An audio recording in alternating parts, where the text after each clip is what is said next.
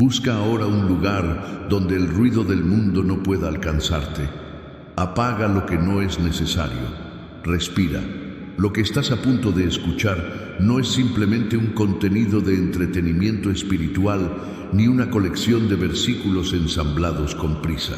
Es un estudio construido con reverencia, con el peso de siglos de tradición teológica y con la certeza de que hay palabras que, cuando son recibidas por un corazón verdaderamente dispuesto, cambian el rumbo de una vida.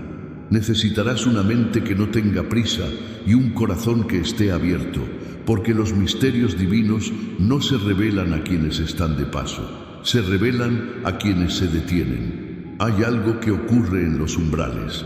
Hay algo que el cielo conoce sobre las fechas, sobre los momentos, sobre los instantes precisos en que la eternidad decide tocar el tiempo con un propósito que el ojo humano aún no puede descifrar completamente. Desde antes de que el primer reloj fuera inventado, desde antes de que el hombre aprendiera a dividir el año en estaciones con precisión matemática, Dios ya había establecido tiempos sagrados. La palabra hebrea para esos tiempos es Moedim, que aparece por primera vez en el libro de Génesis, en el primer capítulo, versículo 14, cuando el Creador separa la luz de las tinieblas y declara que los astros servirán para señas, para estaciones, para días y para años. La raíz de Moedim no es simplemente la de una fecha en un calendario, es la raíz de una cita concertada. Es el término que los rabinos usaron para describir las convocatorias sagradas, las asambleas en que el cielo y la tierra se encuentran en un punto determinado del tiempo. Y esta comprensión transforma completamente la manera en que debemos aproximarnos al amanecer del 21 de marzo. El equinoccio de primavera, que en el año en que vivimos cae precisamente en este 21 de marzo, no es solo un fenómeno astronómico donde el día y la noche se equilibran por un instante sobre la balanza del cosmos. Es, desde la perspectiva de las tradiciones más antiguas del pueblo hebreo, un umbral. Es el comienzo del mes de Nisán, el mes que en el calendario sagrado de Israel representa el primer mes del año religioso, el mes de la redención, el mes en que el pueblo de Dios fue sacado de Egipto con mano poderosa. En Éxodo capítulo 12, versículo 2, el Señor habla a Moisés y a Aarón en tierra de Egipto y les dice con una solemnidad que atraviesa todos los siglos: este mes os será cabeza de meses. Será para vosotros el primero de los meses del año. La palabra hebrea que aquí se traduce como cabeza es Rosh, y su peso semántico es extraordinario. Rosh no significa simplemente el primero en una secuencia numérica. Significa la cima, significa la fuente, significa el origen desde el que todo lo demás fluye. Dios no estaba organizando un almanaque. Estaba declarando que hay un momento desde el cual la victoria comienza a contarse y que ese momento está instituido por decreto divino en la raíz misma del tiempo sagrado. Para comprender plenamente por qué el cielo está preparando una victoria para el creyente en este umbral que ahora se abre, es necesario detenerse en la naturaleza misma de lo que significa victoria desde la perspectiva bíblica. En el pensamiento occidental moderno, la victoria es la derrota del adversario, el triunfo visible, el resultado tangible que puede medirse y exhibirse. Pero la palabra hebrea que la Escritura utiliza con mayor frecuencia para expresar el concepto de victoria es Yeshua, y su raíz es inseparable del concepto de salvación. Yeshua es la misma raíz del nombre Yeshua, el nombre personal de Jesucristo en su lengua materna. Esta no es una coincidencia lingüística superficial, es una revelación teológica de profundidad incalculable. Significa que cuando el Dios de Israel promete victoria a su pueblo, no está prometiendo simplemente el aplastamiento de un enemigo externo. Está prometiendo la salvación completa, el rescate integral de la persona en todas sus dimensiones: física, espiritual, emocional, relacional. La victoria que el cielo prepara para el creyente en este amanecer de primavera no es solo la solución de un problema, es la restauración de todo lo que fue tomado, roto o postergado. El profeta Isaías lo comprendió con una claridad que hace temblar el alma cuando lo leemos con atención. En el capítulo 43, versículos 18 y 19, el Señor proclama por boca del profeta estas palabras que han resonado durante siglos como trompetas en la oscuridad. No os acordéis de las cosas pasadas, ni traigáis a memoria las cosas antiguas. He aquí que yo hago cosa nueva, pronto saldrá a luz, ¿no la conoceréis? Otra vez abriré camino en el desierto y ríos en la soledad. El contexto histórico de este oráculo es fundamental para no perder su fuerza. Isaías escribe en un período de profunda angustia nacional. El pueblo ha vivido la amenaza de imperios que parecen invencibles. El asirio que devoró el reino del norte, la sombra babilónica que ya se extiende sobre el horizonte del reino del sur. Los creyentes fieles han visto cómo los planes humanos fracasan, cómo las alianzas políticas se deshacen, cómo los que parecían invulnerables caen. Es en ese momento exacto, cuando el panorama humano ofrece pocas razones para la esperanza, que Dios interviene con una declaración que no pide condiciones. No dice, cuando vosotros seáis mejores, haré cosa nueva. No dice, cuando vuestras circunstancias cambien, abriré camino. Dice, he aquí que yo hago, el presente continuo divino, la acción que ya está en curso, aunque los ojos humanos aún no la perciban.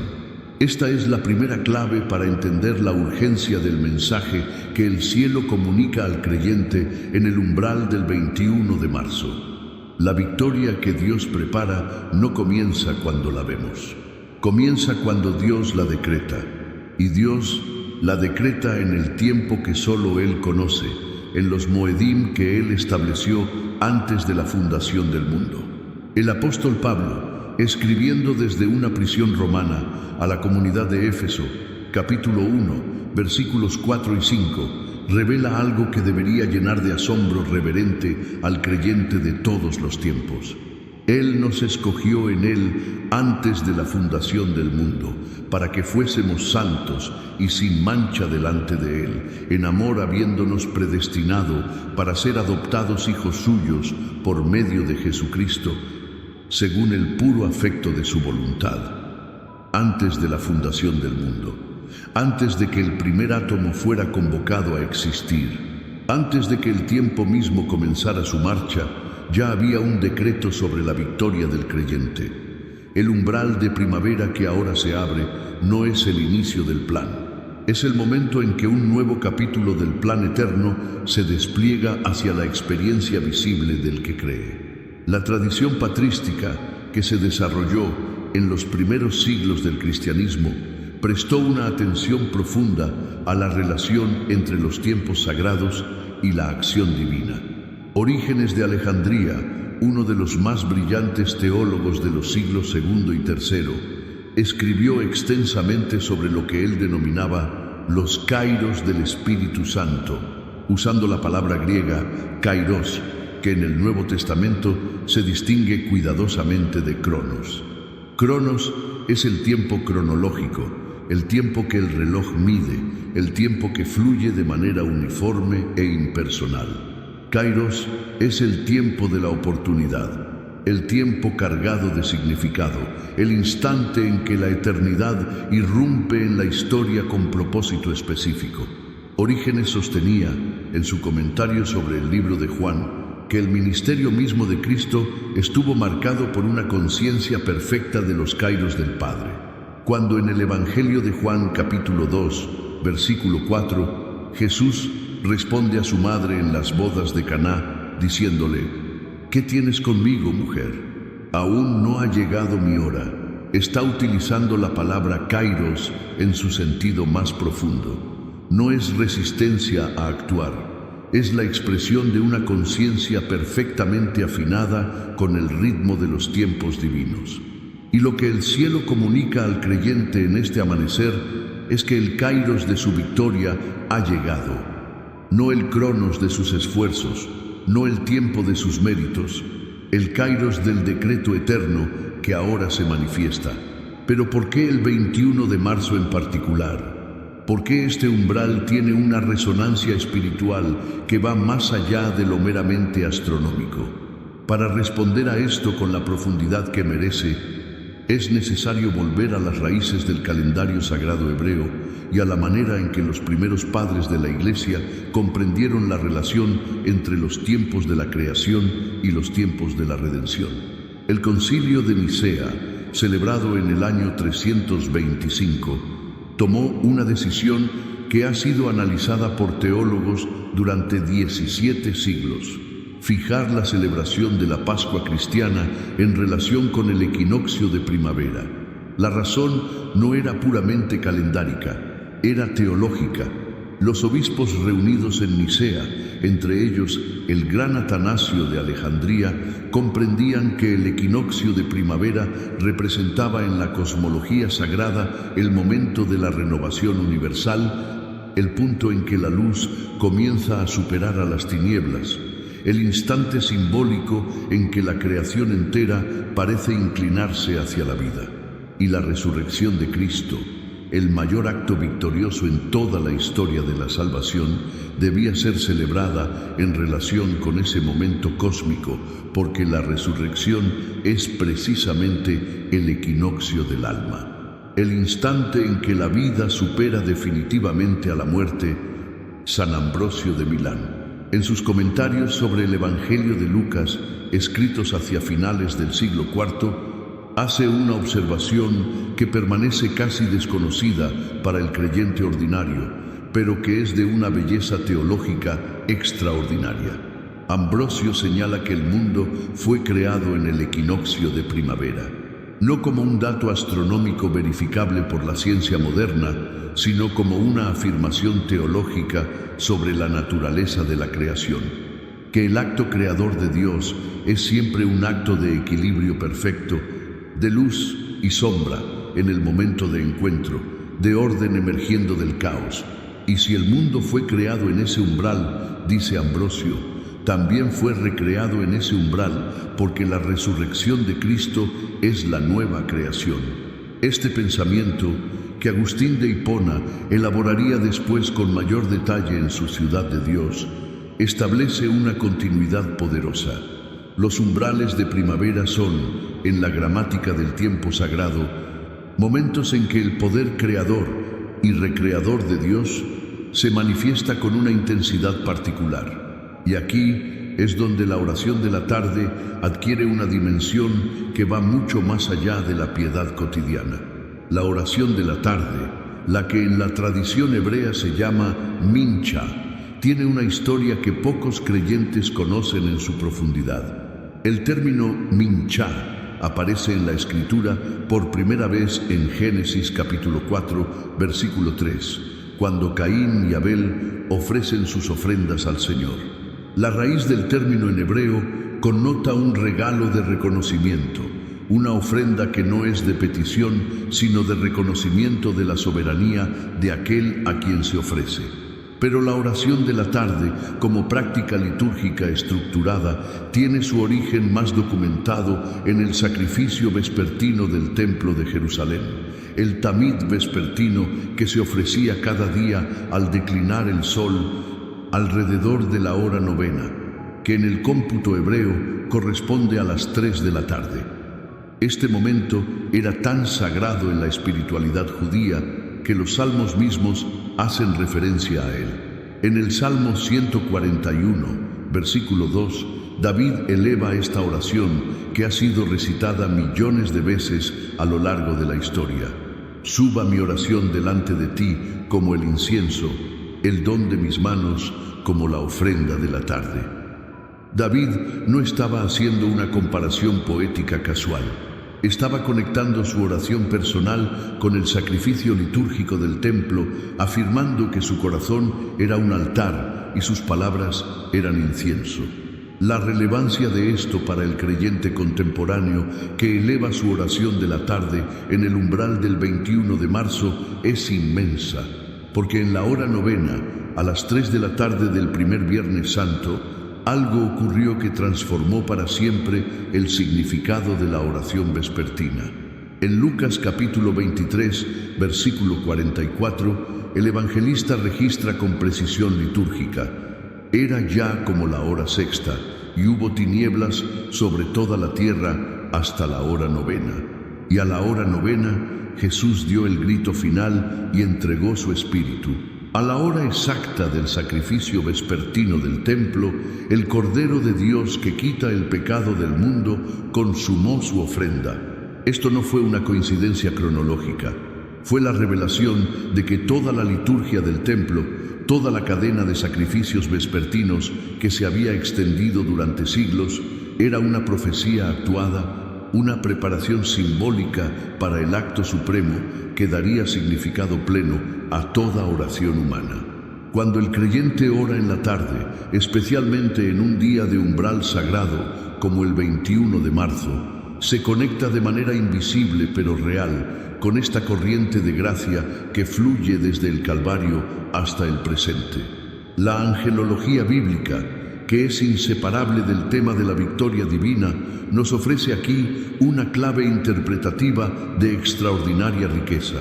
En el libro de Daniel, capítulo 9, uno de los textos más densos y fascinantes de toda la escritura profética, encontramos una escena que los estudiosos de la Biblia han analizado durante siglos sin agotar su profundidad. Daniel, que se encontraba en el exilio babilónico, se dispone a orar. El versículo 3 nos dice que volvió su rostro a Dios el Señor, buscándole en oración y ruego, en ayuno, cilicio y ceniza. Es una descripción de oración total, de entrega integral del cuerpo y el espíritu al acto de buscar a Dios. Y entonces sucede algo que ha maravillado a teólogos, exegetas y contemplativos desde los tiempos más antiguos. En el versículo 21, Daniel declara: aún estaba hablando en oración cuando el varón Gabriel, a quien había visto en la visión al principio, volando con presteza, vino a mí como a la hora del sacrificio de la tarde. Detengámonos aquí con la reverencia que este texto merece. Gabriel llega a la hora exacta del sacrificio de la tarde, no a la mañana, no al mediodía.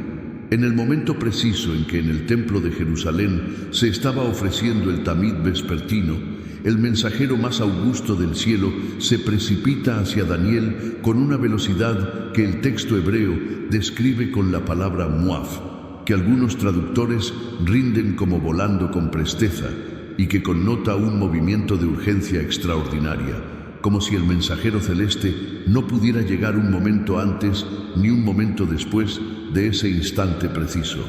El teólogo medieval Nicolás de Lira, uno de los comentaristas bíblicos más influyentes de la Edad Media, analizó este pasaje con una finura exegética que sigue siendo admirada y sostuvo que la sincronización entre la llegada de Gabriel y la hora del sacrificio vespertino no era accidental, sino providencial. Era la señal de que la oración de Daniel había sido recibida desde el primer momento en que fue elevada y que la respuesta divina llegaba en el tiempo sagrado establecido por la liturgia del cielo. ¿Qué mensaje trae Gabriel a Daniel en ese instante? El versículo 22 comienza con una de las frases más poderosas de toda la revelación apocalíptica: vine a enseñarte la inteligencia.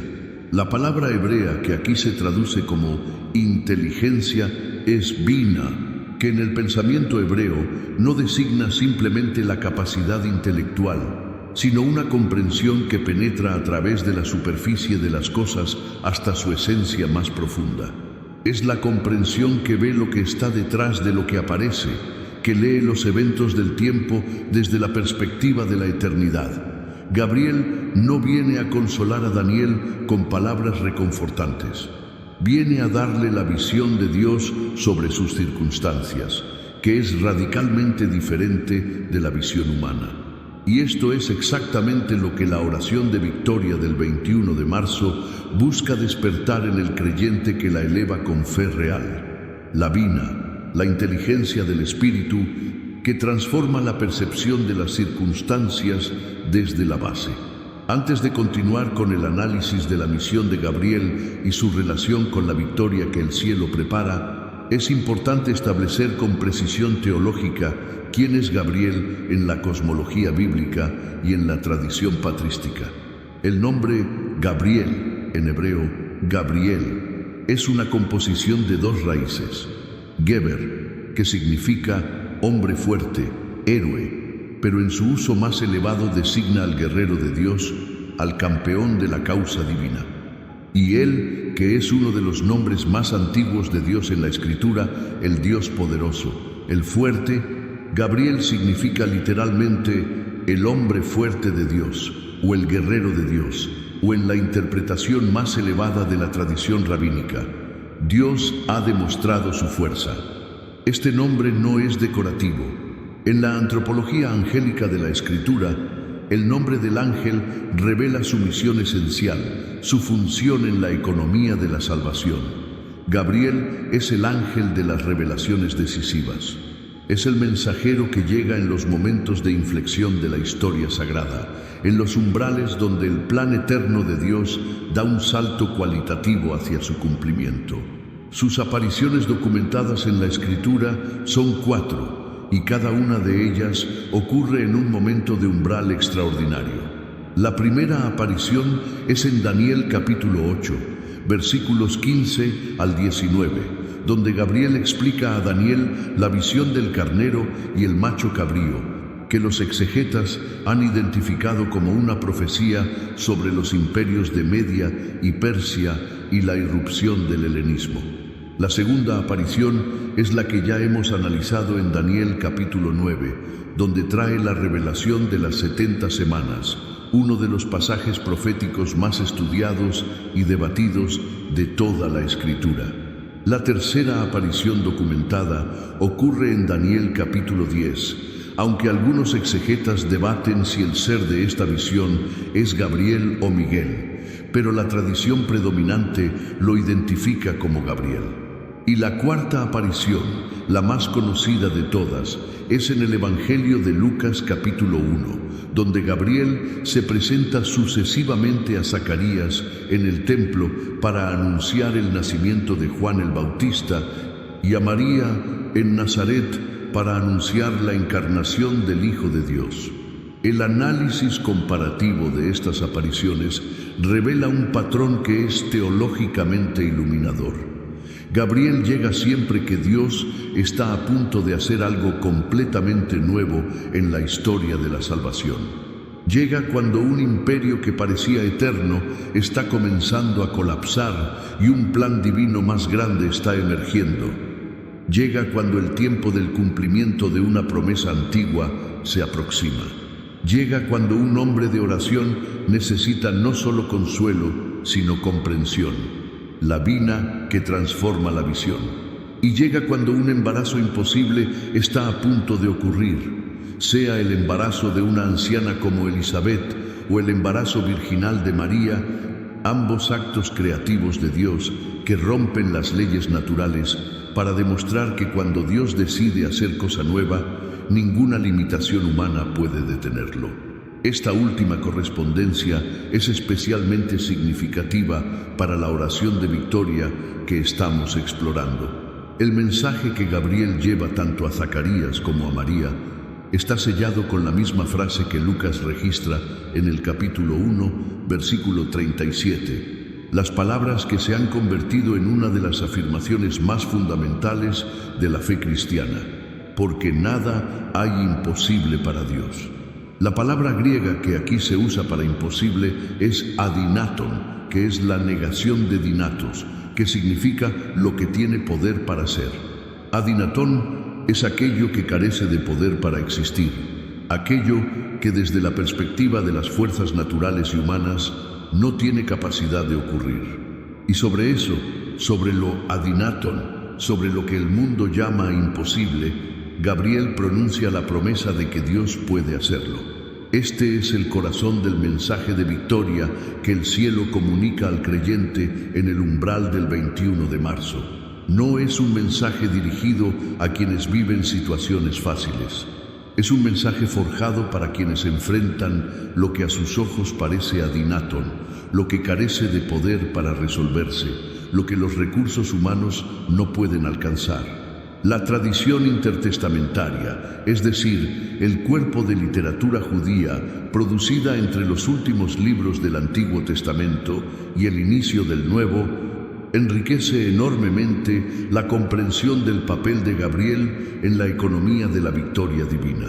El libro de Enoc, que aunque no forma parte del canon bíblico hebreo, fue profundamente influyente en el judaísmo del período del Segundo Templo, y es citado directamente en la carta de Judas, versículo 14, presenta a Gabriel como uno de los 4 ángeles que están delante del trono de Dios. En el capítulo 9 del libro de Enoc, Gabriel es específicamente identificado como el ángel que intercede por los justos que sufren injustamente en la tierra, el que lleva sus clamores hasta el trono del Altísimo. Y la respuesta del Altísimo a Gabriel en ese texto es una declaración de intervención. Di a Gabriel que proceda contra los bastardos y los réprobos, aquellos que han causado sufrimiento a los justos.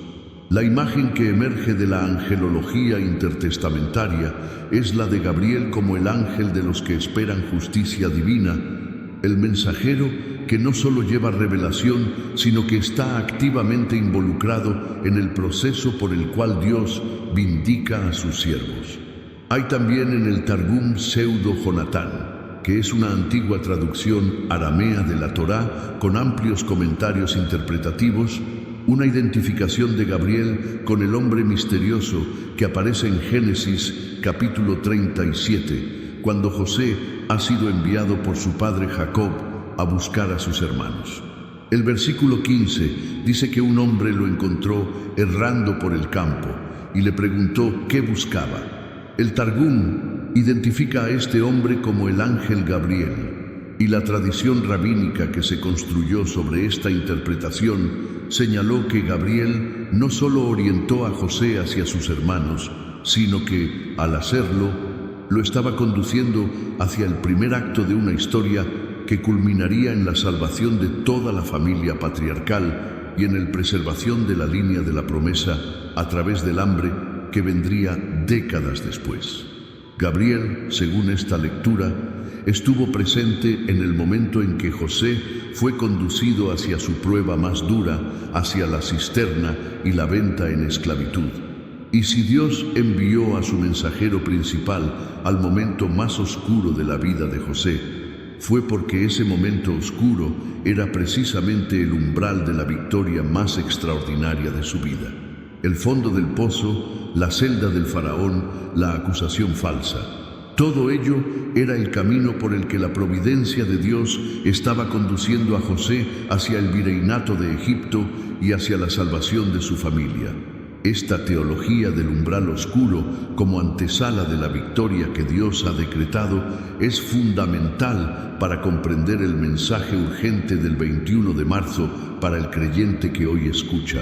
Quizás hay en tu vida, mientras escuchas estas palabras en la quietud de la tarde, una situación que lleva largo tiempo esperando resolución.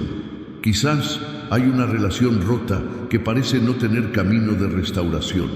Quizás hay una necesidad económica tan profunda que los recursos humanos no alcanzan a cubrirla. Quizás hay una enfermedad en el cuerpo o una herida en el alma que ha resistido todos los tratamientos disponibles. Quizás hay un sueño, una promesa que sientes que Dios te dio hace años y que parece haber muerto en el silencio de la espera. Y si hay algo de eso en tu vida, la Escritura y la tradición teológica que acabamos de explorar tienen para ti una palabra de una especificidad que debería hacer arder tu corazón. Los umbrales de victoria que Dios establece llegan precisamente cuando las circunstancias humanas parecen más oscuras, porque es entonces cuando la gloria del poder divino resplandece con mayor claridad. El apóstol Pablo, que conoció tanto el fondo del pozo como la cima de la revelación, escribe en Romanos capítulo 4, versículos 19 al 21, sobre la fe de Abraham frente a lo que humanamente parecía imposible, usando un lenguaje que los teólogos han llamado la fe contra toda esperanza. Abraham, que tenía casi 100 años, que contempló su propio cuerpo ya muerto en términos reproductivos, que sabía que el vientre de Sara era también incapaz de concebir, no se debilitó en la fe. El verbo griego que Pablo usa para no se debilitó es asteneó, cuya negación, no asteneó, significa que Abraham no perdió su capacidad de estar en pie, que no se derrumbó bajo el peso de lo que sus ojos veían. Y la razón por la que no se derrumbó es teológicamente precisa. Tampoco dudó, por incredulidad, de la promesa de Dios, sino que se fortaleció en fe, dando gloria a Dios y plenamente convencido de que era también poderoso para hacer todo lo que había prometido. La frase plenamente convencido traduce el verbo griego plerophoreo, que connota la imagen de un barco con las velas completamente llenas de viento, moviéndose a toda capacidad, sin una sola vela flácida, sin un solo metro de tela, sin aprovechar. Abraham estaba plerophoreo, completamente convencido, con todas sus facultades espirituales orientadas y llenas de la certeza del poder de Dios. Esta es la disposición del alma que la oración de victoria del 21 de marzo invita al creyente a cultivar. No una disposición de duda teñida de esperanza, no una fe que dice quizás Dios pueda, sino la plerophoreo de quien ha contemplado suficientemente la naturaleza del Dios que prometió para saber que lo que Él ha dicho lo cumplirá. Y aquí la teología de la oración entra en su dimensión más profunda, porque la oración no es el instrumento por el cual el creyente intenta persuadir a Dios de hacer algo que de otra manera no haría. La oración es el medio por el cual el creyente se alinea con lo que Dios ya ha decretado en la eternidad, lo recibe con fe en el tiempo y lo manifiesta en la experiencia visible. Esta distinción es fundamental. No oramos para cambiar la mente de Dios, oramos para transformar nuestra propia capacidad de recibir lo que la mente de Dios ya ha decidido desde antes de la fundación del mundo. San Juan Crisóstomo, el gran predicador de la iglesia de Antioquía, cuya elocuencia le valió el apodo de Boca de Oro, desarrolló en sus homilías sobre el libro de los Hechos una teología de la oración comunitaria que es especialmente relevante para comprender la urgencia del mensaje del 21 de marzo. Crisóstomo analizó el pasaje de Hechos capítulo 12, donde Pedro está en la prisión de Herodes esperando su ejecución, y la comunidad cristiana de Jerusalén está reunida en oración. El versículo 5 es de una concisión que condensa un mundo de significado. Pedro estaba custodiado en la cárcel, pero la iglesia hacía sin cesar oración a Dios por él. La frase sin cesar traduce el adverbio griego ektenos, que connota intensidad constante, como el fuego que arde sin intermitencia. Y lo que sucede en respuesta a esa oración ektenos es la aparición del ángel en la celda de Pedro, las cadenas que caen solas, las puertas que se abren sin que ninguna mano humana las toque. Crisóstomo señala que el texto no dice que el ángel llegó como resultado de la oración en el sentido de que la oración fue la causa mecánica de la acción angelical. Dice que el ángel llegó cuando la oración llegó a su plenitud, cuando la comunidad de creyentes alcanzó el punto de fe que el cielo estaba esperando para manifestar la victoria ya decretada. Esta es una de las comprensiones más poderosas de la angelología bíblica en relación con la oración. Los ángeles no son despachados por Dios cuando los humanos oran lo suficientemente bien o con las palabras correctas. Son despachados cuando el corazón del creyente orante alcanza el punto de alineación con la voluntad divina que hace posible la manifestación de lo que ya estaba preparado. Y el 21 de marzo, en el umbral del tiempo sagrado de primavera, en la hora de la tarde que conecta con el sacrificio vespertino y con la hora novena del Calvario. Es un kairos especialmente propicio para que ese punto de alineación sea alcanzado, no porque la fecha tenga poderes mágicos, sino porque en la pedagogía divina Dios usa los ritmos del cosmos, los tiempos que Él mismo estableció en la creación, como señales que despiertan en el creyente la conciencia de que el plan eterno está activo y en movimiento, y que la fe que responde a esa señal se conecta con un flujo de gracia que siempre estuvo disponible, pero que el creyente adormecido no percibía. El Salmo 91, que los padres de la Iglesia han llamado unánimemente el Salmo de la Protección Divina, y que en la tradición mística cristiana es considerado una de las oraciones más poderosas de la Escritura, ilumina de manera extraordinaria la relación entre la confianza del creyente y la intervención angelical en su favor. Desde el primer versículo, el salmista establece la condición fundamental de la victoria. El que habita al abrigo del Altísimo morará bajo la sombra del Omnipotente. La palabra hebrea que aquí se traduce como habita es yashav, que en su uso más profundo no significa simplemente estar físicamente en un lugar, sino establecerse, permanecer, hacer de ese lugar la residencia permanente. No es el peregrino que se detiene en el refugio de Dios por una noche de tormenta. Es el habitante que ha tomado la decisión definitiva de que el abrigo del Altísimo es su hogar. Y la promesa vinculada a ese habitar es inmediata. Morará bajo la sombra. La sombra del Omnipotente es una imagen que en la climatología del cercano Oriente Antiguo evoca no la oscuridad, sino el refugio del calor abrasador, la protección que permite la vida en el desierto. La sombra del Omnipotente no obscurece, protege. Los versículos 11 y 12 del Salmo 91 son los que la tradición cristiana ha vinculado más directamente con la acción angelical en favor del creyente. Pues a sus ángeles mandará acerca de ti que te guarden en todos tus caminos. En las manos te llevarán para que tu pie no tropiece en piedra. El verbo mandará traduce el hebreo yetzabé, que en su forma intensiva connota no simplemente una orden, sino un decreto solemne, una disposición permanente. Dios no manda a sus ángeles en casos de emergencia como si fueran un servicio de respuesta rápida que se activa solo en las crisis mayores. Los manda con una disposición permanente, continua, vigente en todos los caminos del creyente que habita en el abrigo del Altísimo. Y la imagen de las manos que llevan, que impiden que el pie tropiece, es en la escritura hebrea la imagen del padre que lleva al hijo pequeño por terreno difícil. No le elimina el camino, sino que le sostiene en él. Esta imagen del sostén angelical en todos los caminos tiene una relevancia directa para el creyente que, al llegar el 21 de marzo, se encuentra todavía en medio de su camino difícil.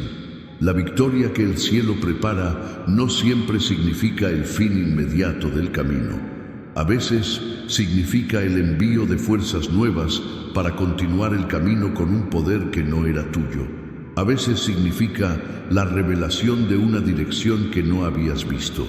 A veces significa que aquello que era una piedra de tropiezo es quitado de manera tan discreta que solo días después, al mirar hacia atrás, descubres que hubo una mano que no era humana quitando obstáculos de tu camino. La fe que cultiva el creyente en la oración de la tarde del 21 de marzo no es solo la fe que pide resultados visibles e inmediatos. Es la fe que se mantiene pleroforeo, aunque los cambios sean invisibles por ahora, porque sabe que los ángeles a los que Dios les ha mandado acerca de ti están activos en dimensiones que tus ojos físicos no pueden percibir. El apóstol Pablo hace una afirmación en Hebreos capítulo 1, versículo 14, que los comentaristas han llamado la definición funcional más precisa de la angelología del Nuevo Testamento. ¿No son todos espíritus ministradores enviados para servicio a favor de los que serán herederos de la salvación? La palabra que se traduce como ministradores es leiturgica pneumata, que literalmente significa espíritos litúrgicos, espíritos de serviço sagrado. É o mesmo término raiz del que deriva nuestra palabra liturgia. Los ángeles son, en la comprensión del Nuevo Testamento, los ministros de la liturgia cósmica, cuya función es servir al plan de salvación que Dios tiene para los seres humanos. No son poderes independientes con agendas propias. Son los ejecutores del decreto eterno de Dios en favor del heredero. Y la palabra heredero aquí es de una importancia extraordinaria. No dice que los ángeles son enviados en favor de quienes se lo han ganado, o de quienes han orado el mayor número de horas, o de quienes tienen la mayor santidad visible. Dice que son enviados en favor de los que serán herederos de la salvación. La herencia no se gana, se recibe como consecuencia de ser hijo. Y todo creyente que ha recibido la adopción divina, de que habla Pablo en Efesios capítulo 1, es heredero, lo sepa o no lo sienta en este momento. Esta realidad de la herencia tiene una implicación práctica para la oración de victoria del 21 de marzo, que es de una inmediatez asombrosa. Cuando el creyente ora, no está llamando la atención de un Dios distraído que necesita recordar que existe alguien con una necesidad.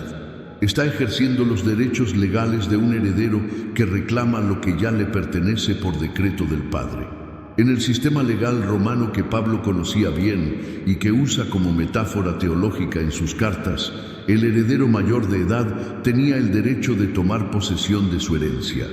No necesitaba suplicar, necesitaba presentarse y declarar su identidad como hijo. Y la oración cristiana en su dimensión más profunda no es la súplica del esclavo al amo distante. Es la declaración del hijo a su padre de que ha llegado el momento de recibir lo que la gracia ha preparado. El Padre nuestro mismo, la oración que Cristo enseñó a sus discípulos en Mateo capítulo 6 versículos 9 al 13, comienza con esa declaración de identidad. Padre nuestro, no súplica, identificación de relación. Y desde esa identificación fluye todo lo demás. El reconocimiento de la soberanía divina, la petición de la voluntad del Padre sobre la tierra como en el cielo, la recepción del pan de cada día, el perdón y la gracia de perdonar, y la liberación del mal. La frase del Padre Nuestro, que los teólogos medievales llamaron la petición escatológica por excelencia, es: venga a nosotros tu reino. La palabra griega basileia, que se traduce como reino, tiene en el contexto del ministerio de Jesús una dimensión de presencia activa que la simple traducción como reino no captura completamente. Basileia es el reinado, el gobierno activo del rey, la manifestación del poder soberano de Dios en un territorio específico. Cuando el creyente ora, venga a nosotros tu reino, está invitando la irrupción del gobierno de Dios en su situación específica, en su familia, en su salud, en su economía, en su ministerio, en todas las áreas donde la victoria divina está esperando manifestarse. Y esto es precisamente lo que la oración de victoria del 21 de marzo busca articular. La invitación consciente y deliberada al gobierno de Dios sobre todas las áreas de la vida del creyente, confiando en que donde el Rey gobierna, la victoria es inevitable. Para entender la profundidad de lo que significa la manifestación del reino de Dios en términos de victoria para el creyente, es necesario explorar la enseñanza de Jesús en el Evangelio de Lucas capítulo 11, versículo 20, que es uno de los dichos más densos y poderosos de todo el ministerio del Señor. Jesús está respondiendo a quienes acusan de que expulsa demonios por el poder de Beelzebú y dice: pero si yo por el dedo de Dios echo fuera los demonios, ciertamente el reino de Dios ha llegado a vosotros. La frase el reino de Dios ha llegado usa el verbo griego eftasen, que es el aoristo indicativo activo de ftano, un verbo que connota no simplemente la llegada, sino la irrupción repentina, la llegada que anticipa y supera lo que se esperaba, la llegada que toma a las fuerzas adversas por sorpresa. El reino no va llegando gradualmente, irrumpe, y cuando irrumpe, los demonios son expulsados, las enfermedades ceden, las cadenas se rompen, los muertos resucitan. La irrupción del reino es por definición una victoria total y completa en el ámbito donde se manifiesta. La imagen del dedo de Dios es también de una riqueza bíblica extraordinaria que merece atención. En Éxodo capítulo 8, versículo 19, los magos del faraón, al ser incapaces de reproducir la tercera plaga, se dirigen a su rey y le dicen: «Dedo de Dios es este». El dedo de Dios es la señal de que un poder que está más allá de toda magia humana y toda habilidad natural ha entrado en acción. Es la señal de que ya no se trata de una competencia entre fuerzas humanas, sino de la intervención de aquel cuya potencia no tiene límite. Y en Éxodo capítulo 31, versículo 18, se dice que Dios mismo dio a Moisés en el monte Sinaí las tablas de la ley escritas con el dedo de Dios. El dedo de Dios escribe la ley, establece la revelación permanente de su carácter y sus caminos. El dedo de Dios actúa en la historia para producir lo que ninguna fuerza humana o demoníaca puede impedir. Y Jesús, al invocar el dedo de Dios como el poder por el que expulsa demonios, está conectando su ministerio liberador con la misma fuente que libró a Israel de Egipto y reveló la Torá en Sinaí.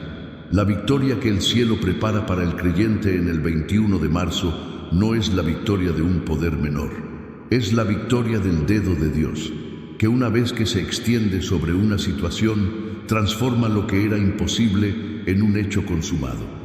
En este punto del estudio, es importante detenerse en la teología de la batalla espiritual que subyace a la victoria que estamos explorando, porque el Nuevo Testamento es muy explícito en afirmar que la victoria que el creyente necesita no es simplemente contra circunstancias adversas, sino contra fuerzas que operan detrás de las circunstancias. En Efesios capítulo 6, versículos 11 al 13, Pablo despliega lo que se ha llamado el catálogo armamentístico del creyente en términos que no admiten interpretaciones espiritualmente ingenuas. Vestíos de toda la armadura de Dios, para que podáis estar firmes contra las acechanzas del diablo. Porque no tenemos lucha contra sangre y carne, sino contra principados, contra potestades, contra los gobernadores de las tinieblas de este siglo, contra huestes espirituales de maldad en los lugares celestiales. La lista que Pablo presenta aquí, las arias, las exousiais, los cosmocratores del scotos, las pneumaticates ponerias, es en el pensamiento intertestamentario una taxonomía de los poderes adversariales que se oponen al cumplimiento del plan de Dios en la vida del creyente.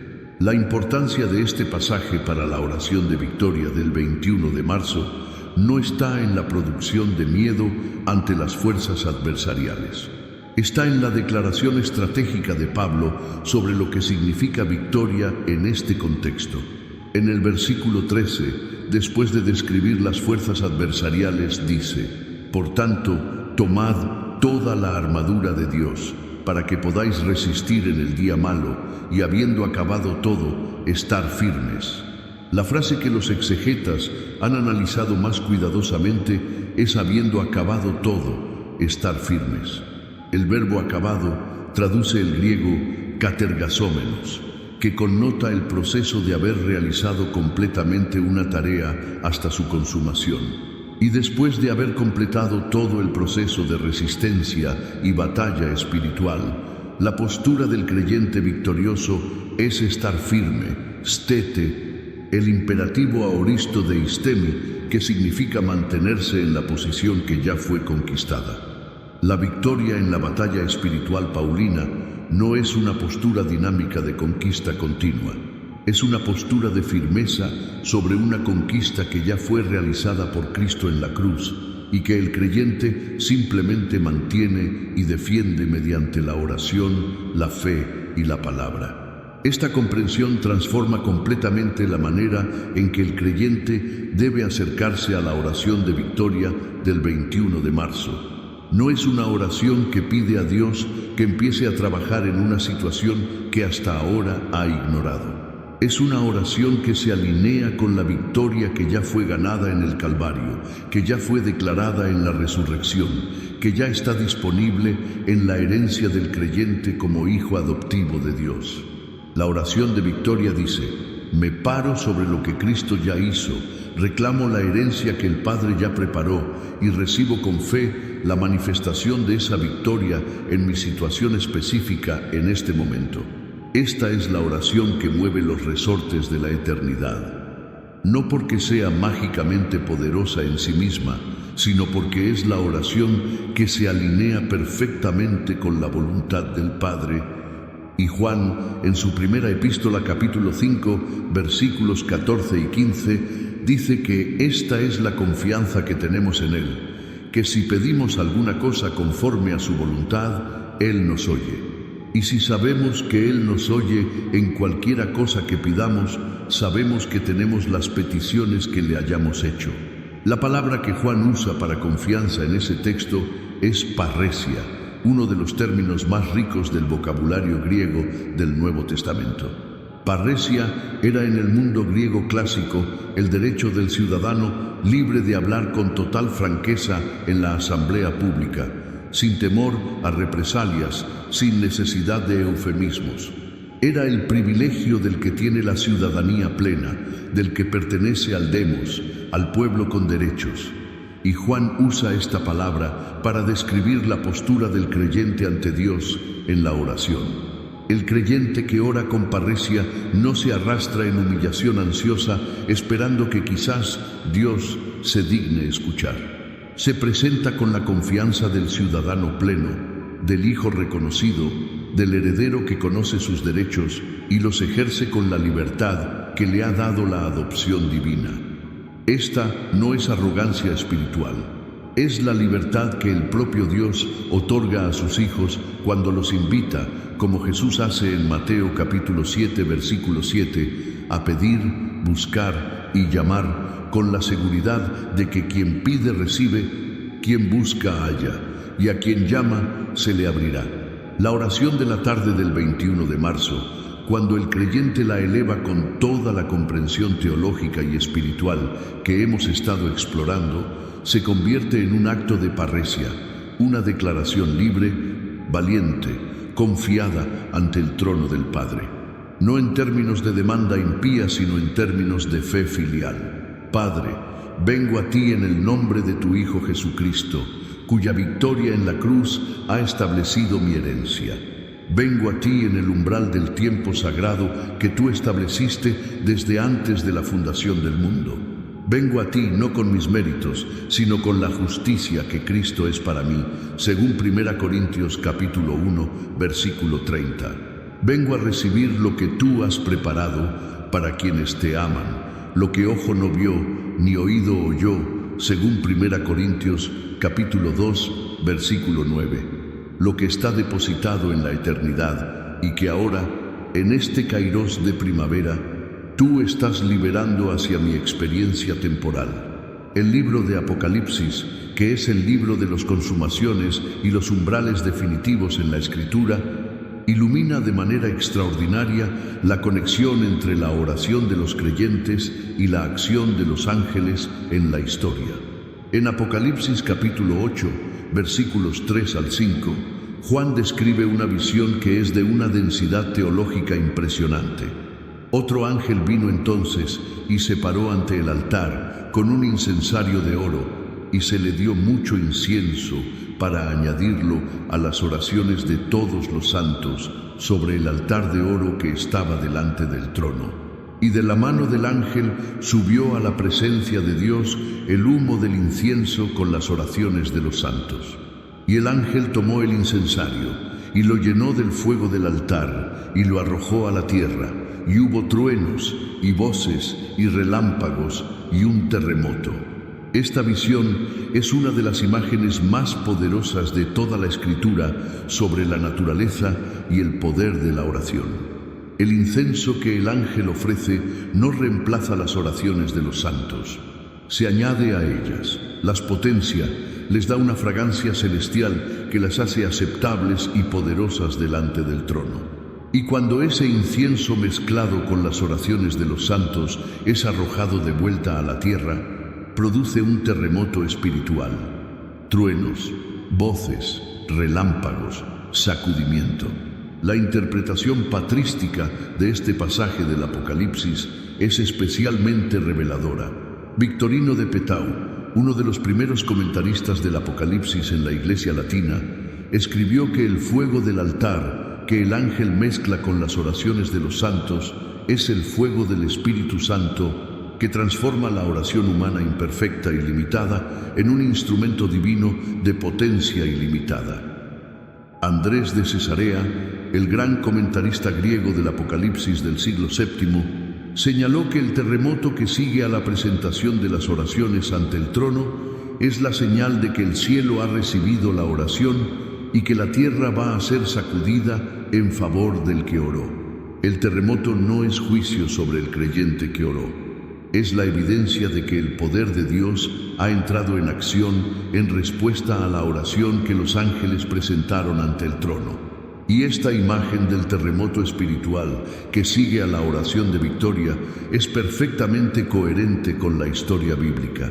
En Hechos capítulo 4, versículo 31, cuando los creyentes de Jerusalén oran con parresia, pidiendo valor para proclamar el Evangelio, el resultado inmediato es que el lugar donde estaban congregados tembló y todos fueron llenos del Espíritu Santo. En la construcción de la oración de victoria específica para el 21 de marzo, la tradición cristiana antigua nos ofrece elementos que no deberíamos ignorar. El rito de las horas canónicas, que se desarrolló a partir de las prácticas litúrgicas del judaísmo del Segundo Templo y fue codificado por los padres del desierto en los siglos III y IV, estableció la oración de vísperas como el momento en que la comunidad cristiana recapitulaba toda la jornada ante Dios, ofreciendo el incienso de sus actos y pensamientos como el sacrificio vespertino de acción de gracias y petición. La regla de San Benito, escrita en el siglo VI y que se convirtió en el fundamento de la vida monástica occidental, dedica una atención extraordinaria a las vísperas, señalando que en esta hora la comunidad debía entonar los salmos vespertinos con una atención especial, conscientes de que la luz que declina es imagen de la vida que se ofrece a Dios y que la oscuridad que viene no es amenaza, sino invitación al descanso en los brazos del Padre. San Benedicto, basándose en el Salmo 141 que ya hemos explorado, estableció que el incienso de la oración vespertina era especialmente poderoso porque en esa hora el creyente ora desde la experiencia concreta de un día vivido, con todos sus logros y fracasos, sus alegrías y dolores, ofreciendo todo el material de la vida real como la materia de la liturgia personal. No se trata de una espiritualidad que huye de la realidad. Se trata de una espiritualidad que lleva la realidad entera al umbral de la presencia de Dios y la transforma allí. Y esto es exactamente lo que el creyente que ora la oración de victoria del 21 de marzo debe hacer. No presentarse ante Dios con una lista de peticiones abstractas, sino llevar al umbral de la tarde todo el peso real de su vida, todas las situaciones concretas que necesitan la intervención del dedo de Dios y ofrecerlas como el incienso que el ángel del Apocalipsis lleva ante el trono. La dimensión profética de la oración de victoria en el umbral de primavera tiene también raíces en la Escritura que es necesario explorar. El profeta Zacarías, cuyo nombre en hebreo Zecaria significa «El Señor recuerda», escribe en el capítulo 9, versículo 12, una de las promesas más específicas y poderosas de todo el corpus profético del Antiguo Testamento. Volveos a la fortaleza, oh prisioneros de la esperanza. Hoy también os anuncio que os restauraré el doble.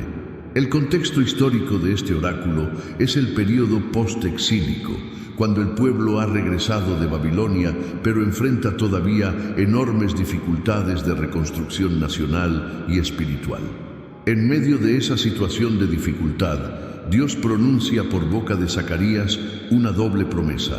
Primero, la invitación a volver a la fortaleza, que los comentaristas han entendido tanto como la Jerusalén reconstruida como símbolo de la seguridad divina. Y segundo, la promesa de una restauración doble. La expresión prisioneros de la esperanza es una de las más hermosas y singulares de toda la profecía bíblica. El término hebreo que aquí se usa es Asiré Hatikvá, literalmente los cautivos de la esperanza. Es una paradoja cargada de significado espiritual. El prisionero ordinario es el cautivo de sus circunstancias adversas.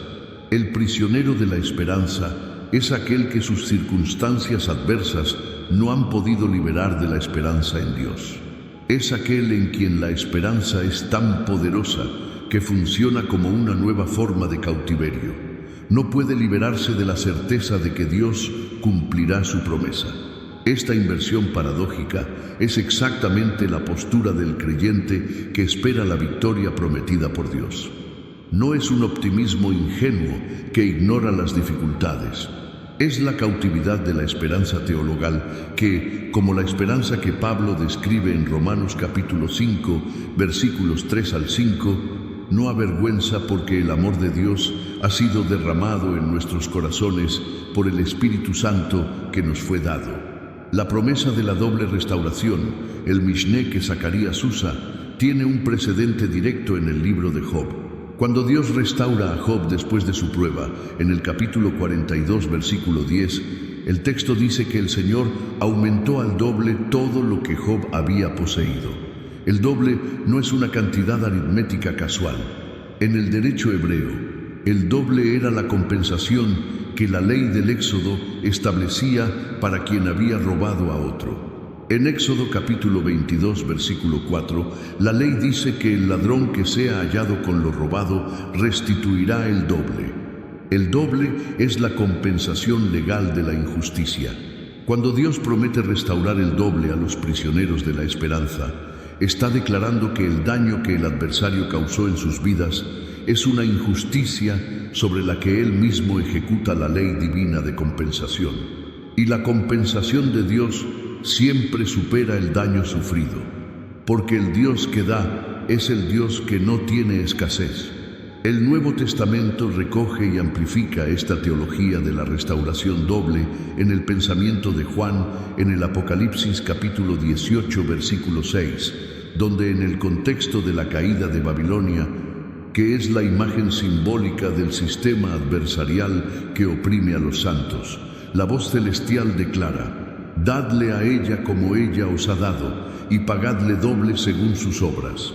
La compensación divina que Dios ordena a favor de quienes sufrieron bajo el sistema adversarial es el doble. No es la igualdad de lo perdido, es la superabundancia. Y esto conecta con la promesa que Pablo hace en Efesios capítulo 3, versículo 20, uno de los versículos más celebrados de toda su correspondencia. Y a aquel que es poderoso para hacer todas las cosas mucho más abundantemente de lo que pedimos o entendemos, según el poder que actúa en nosotros, a Él sea gloria. La frase mucho más abundantemente traduce el compuesto griego hiperekperisó, que los filólogos han descrito como un superlativo del superlativo, una acumulación de prefijos intensificadores que intenta expresar con el lenguaje humano lo que el lenguaje humano no puede contener. La infinita generosidad del poder de Dios cuando actúa a favor de los suyos. Es en este punto que la oración de victoria del 21 de marzo alcanza su dimensión más alta y más íntima. Hemos explorado los fundamentos históricos, los tiempos sagrados, la angelología, la teología de la herencia y la batalla espiritual. Ahora llegamos a lo que los contemplativos medievales llamaban el Sancta Sanctorum de la oración, el encuentro personal del alma con su Padre. Teresa de Ávila, en el Libro de la Vida, escrito en el siglo XVI y considerado uno de los testimonios más precisos de la experiencia mística cristiana en la tradición occidental, describe lo que ella llama la oración de recogimiento, como el acto por el cual el alma recoge todas sus potencias y se repliega hacia dentro de sí misma para encontrar allí a Dios que la habita. Esta oración, dice Teresa, no requiere habilidades especiales ni condiciones externas perfectas. Requiere solo la voluntad de voltear la mirada interior hacia la presencia que siempre ha estado allí, esperando ser reconocida. Juan de la Cruz, el gran doctor místico que vivió en la misma España del siglo XVI que Teresa y con quien compartió tanto la amistad espiritual como la obra reformadora del Carmelo, escribió en el Cántico Espiritual unos versos que son una de las cimas de la poesía mística universal y que describen con una precisión que ningún análisis teológico podría mejorar la naturaleza del alma que ha encontrado su victoria en Dios. En la estrofa 29 del Cántico, Juan describe al alma que ha llegado a la unión con el amado diciéndole: el aspirar del aire, el canto de la dulce Filomena, el soto y su donaire, en la noche serena, con llama que consume y no da pena.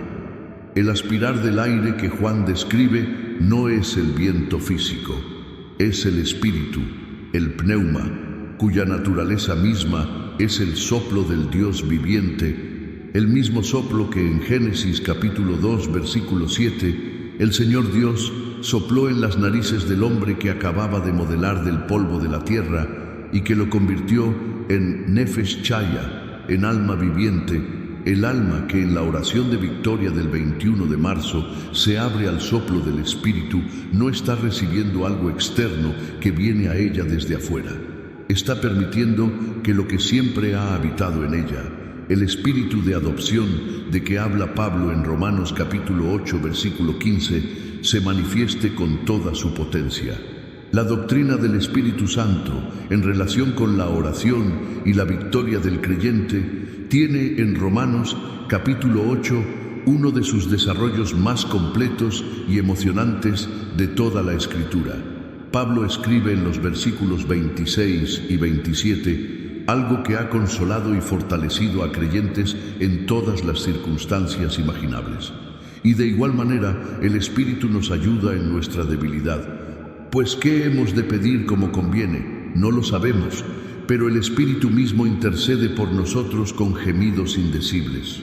Mas el que escudriña los corazones sabe cuál es la intención del Espíritu, porque conforme a la voluntad de Dios, intercede por los santos. La palabra que aquí se traduce como debilidad es astheneia, la misma raíz del asceneo que usó Pablo para describir la tentación de Abraham de debilitarse en la fe. La debilidad que el Espíritu ayuda no es la debilidad moral, sino la debilidad orante, el no saber qué pedir, el no tener palabras suficientes para articular la profundidad de lo que el alma necesita. Y aquí el texto paulino revela algo de una ternura teológica conmovedora. El Espíritu no espera a que el creyente tenga las palabras correctas para orar. Intercede él mismo con gemidos indecibles, con lo que el griego llama estenagmois alaletois, gemidos que no se pueden expresar en lengua humana porque su contenido es demasiado hondo, demasiado preciso, demasiado perfecto para caber en el límite de ningún idioma. Y Dios, que conoce el corazón de su espíritu, escucha esa intercesión y la responde.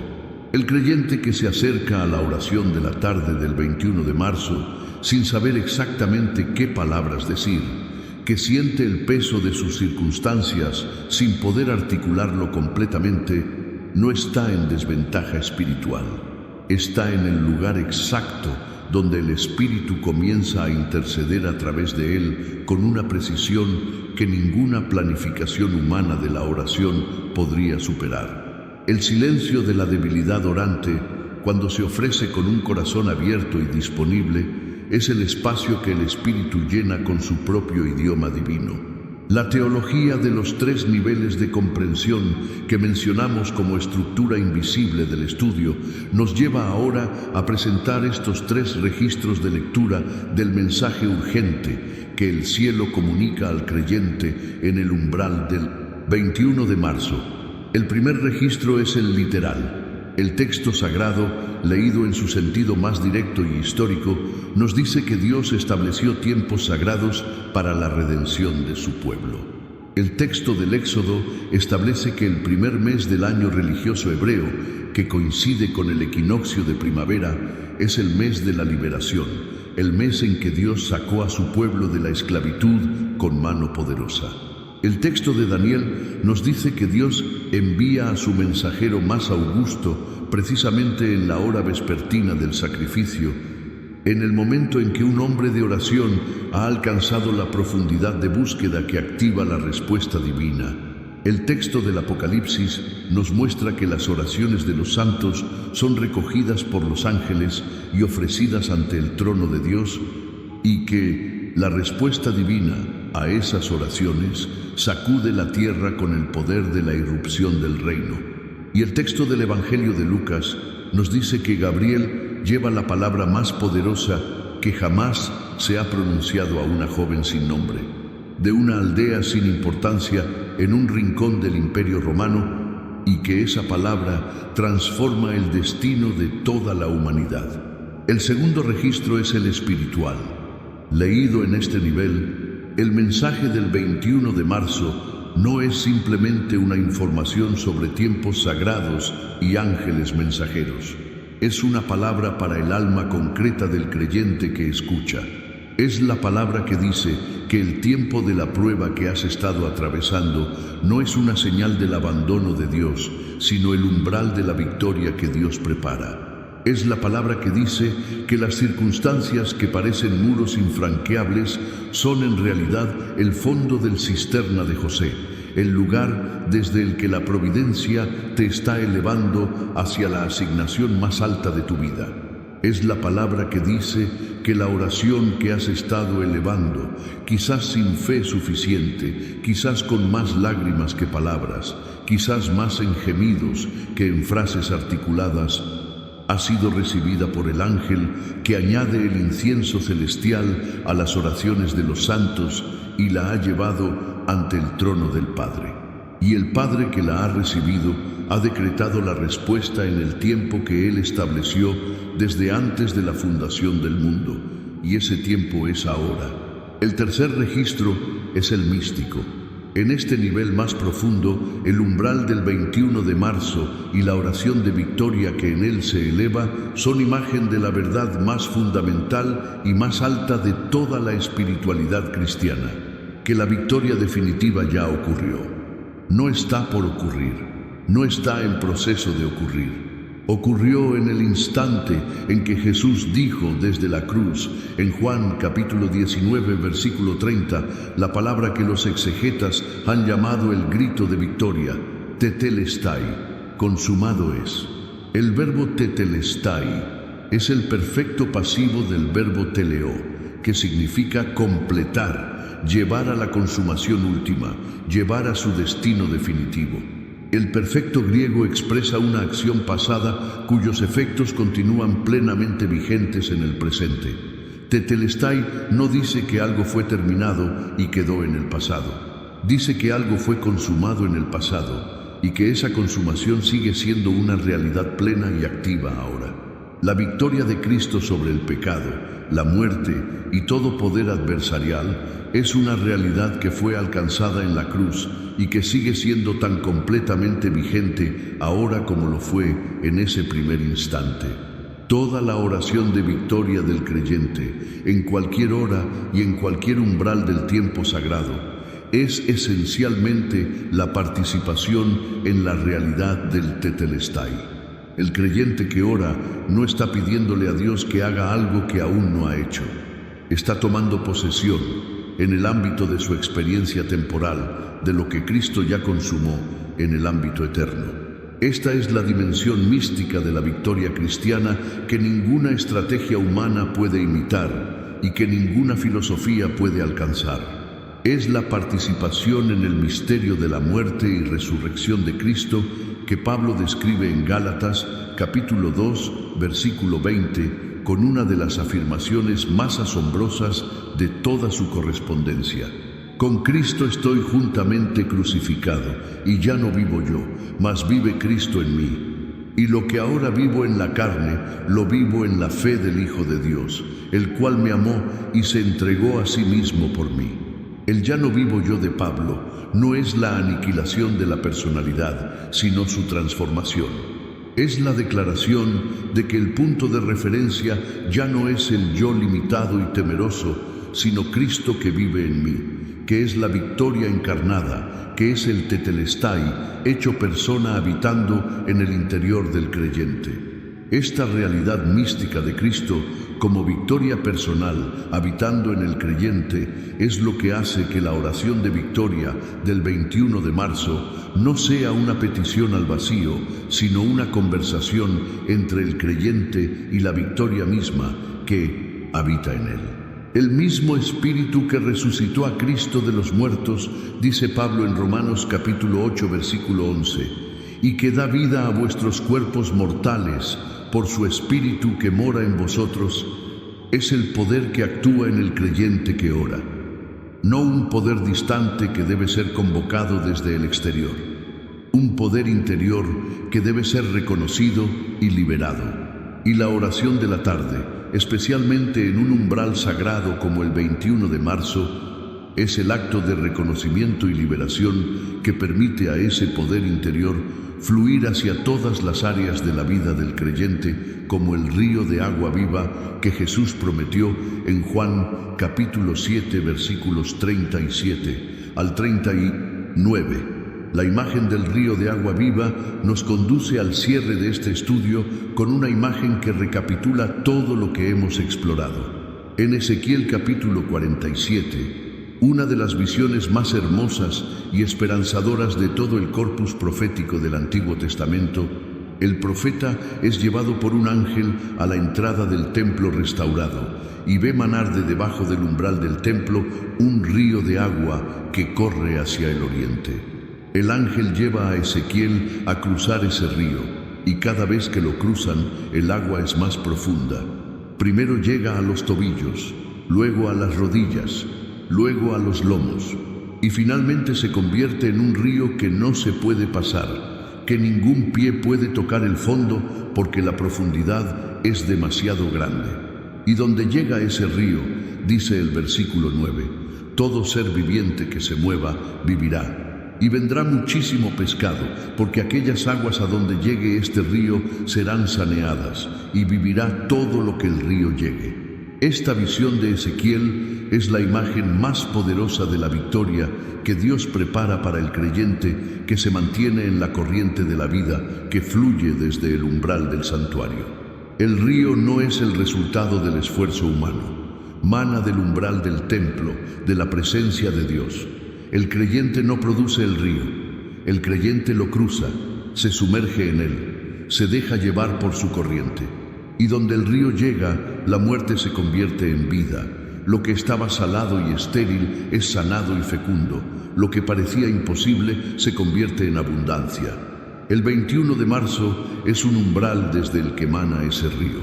La oración de la tarde es el acto de cruzar ese umbral y sumergirse hasta donde las aguas no se pueden vadear. Y la victoria que el cielo prepara no es un premio al final de una competencia, sino la naturaleza misma de las aguas en que el creyente se sumerge.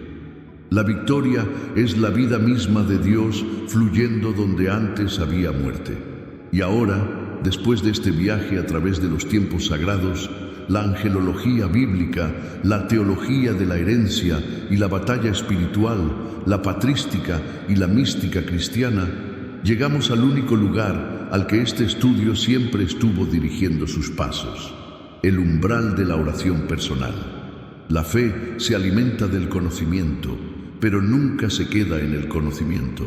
El conocimiento es el camino que lleva al umbral. La oración es el acto de cruzarlo. Y tú, que has llegado hasta aquí, que has permitido que estas palabras trabajen en tu interior durante estas horas de quietud, tienes ahora ante ti el mismo umbral que tenía Daniel en Babilonia cuando volcó su rostro hacia Dios en oración y ayuno, el mismo umbral que tenía María en Nazaret cuando el ángel terminó de hablar y ella respondió con la oración más breve y más poderosa de toda la historia de la salvación. He aquí la sierva del Señor.